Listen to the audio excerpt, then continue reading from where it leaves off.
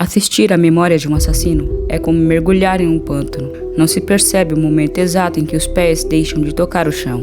Eu assisto e algo em mim começa a afundar. Bong Joon-ho não conta uma história de crimes.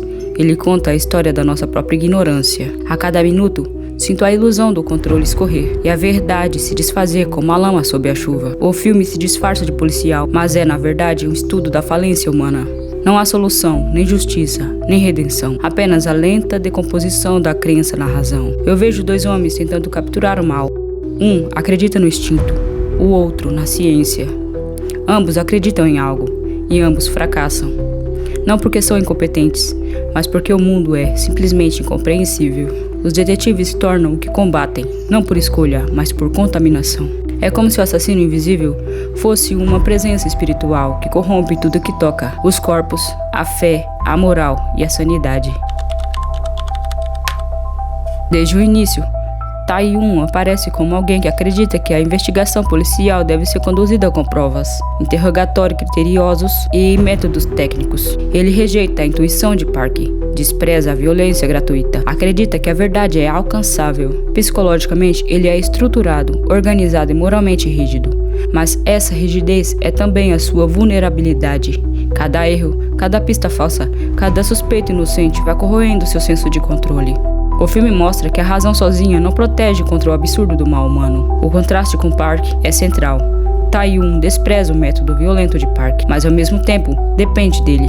Ele não tem experiência com violência ou com o instinto humano necessário para lidar com a brutalidade do assassino. Precisa, paradoxalmente, da intuição primitiva de Park para avançar. Esse conflito interno entre o desejo de agir racionalmente e a necessidade de enfrentar a brutalidade com métodos instintivos é o motor psicológico do personagem. Ele constantemente se vê deslocado entre o certo e o eficaz, entre a moral e o necessário. Park Do-man se apresenta, desde o início, como alguém que vê a culpa nos olhos. Ele acredita que pode identificar um criminoso apenas pela intuição, um olhar, um gesto. Essa crença é ao mesmo tempo arrogante e ingênua. Ele reflete um tipo de pensamento anterior à razão científica, o da intuição mística, da crença de que o mal deixa marcas invisíveis, de que a natureza humana é transparente. Psicologicamente, esse método nasce de uma necessidade de controle. No ambiente social desorganizado, em que a lei é instável e o Estado autoritário, Park tenta compensar o caos externo com a sua certeza interna. Ele substitui a investigação pela convicção pessoal, uma convicção que o protege do vazio de não saber. É uma forma de defesa psíquica. Eu sinto quem é o culpado, então o mundo ainda faz sentido. O método de Park não é apenas intuitivo, é também físico. Ele bate, grita e ameaça. Ele acredita que a verdade pode ser extraída de um corpo, como se a violência fosse uma ferramenta de conhecimento. Essa crença tem raízes históricas e psicológicas profundas. A Coreia do Sul, dos anos 1980, ainda vivia sob um regime militar e a brutalidade policial era parte da vida cotidiana. O método de Park é, portanto, o espelho do Estado, um sistema que tenta impor ordem pelo medo e confunde justiça com obediência. A confissão para ele é menos um resultado da razão do que um produto da força. Ele acredita que a verdade pode ser extraída de um corpo, como se a violência fosse uma ferramenta de conhecimento. O ponto de ruptura de Tae-yoon é o momento em que ele quase mata o suspeito no túnel, mesmo sabendo que ele não é o assassino. Esse gesto revela que, apesar de toda a racionalidade, ele também é humano, vulnerável ao desespero, à frustração, ao impulso de controlar aquilo que não se pode ser controlado. Tae-yoon, racional até ali, descobre que a razão não basta para enfrentar a irracionalidade do crime. A partir desse momento, Park começa a se desintegrar como identidade. Ele não é mais um policial que sabia. É apenas um homem que finge saber para não enlouquecer. Conforme a investigação avança e os erros se acumulam, Park começa a duvidar de si.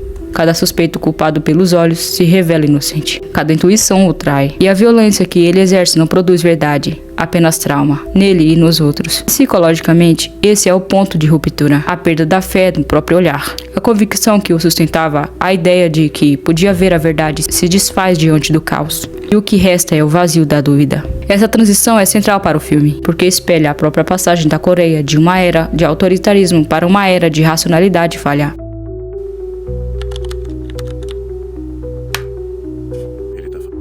Anos depois, o campo virou bairro. O horror foi soterrado por casas e risadas. O detetive volta e olha o lugar onde tudo começou.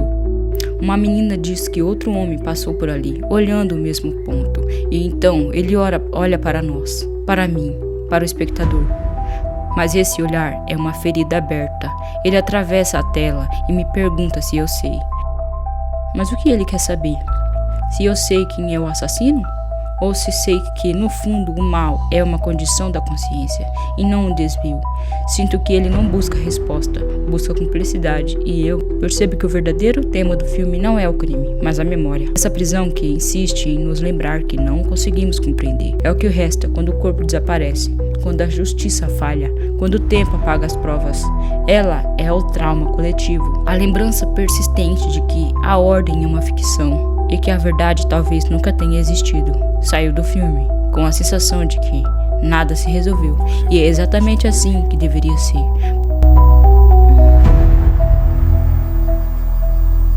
Como ele era? Era só comum. Quando a menina diz, ele tinha um rosto comum, algo se quebra.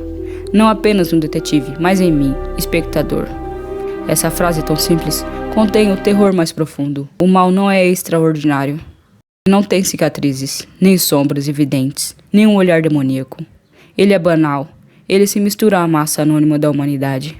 Ele tem um rosto que poderíamos cruzar na rua, na fila do supermercado, ou ver refletido no espelho.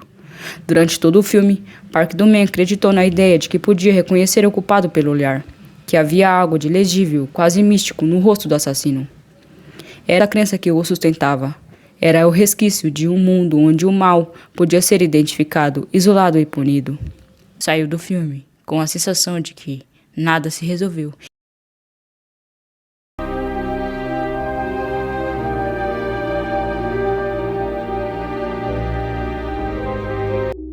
Bong Joon-ho não oferece fechamento, oferece espelho.